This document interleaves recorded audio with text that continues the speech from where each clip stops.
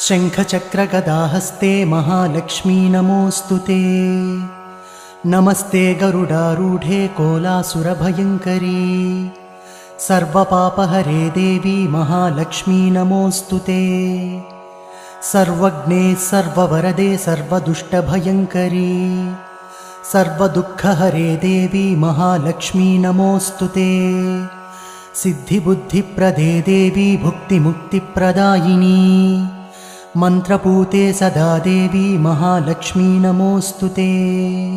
आद्यन्तरहिते देवी आदिशक्तिमहेश्वरी, योगज्ञे योगसम्भूते महालक्ष्मी नमोऽस्तुते। स्थूलसूक्ष्ममहारौद्रे महाशक्ति महोदरे, महापापहरे देवी महालक्ष्मी नमोऽस्तुते। पद्मासनस्थिते देवी परब्रह्मस्वरूपिणी,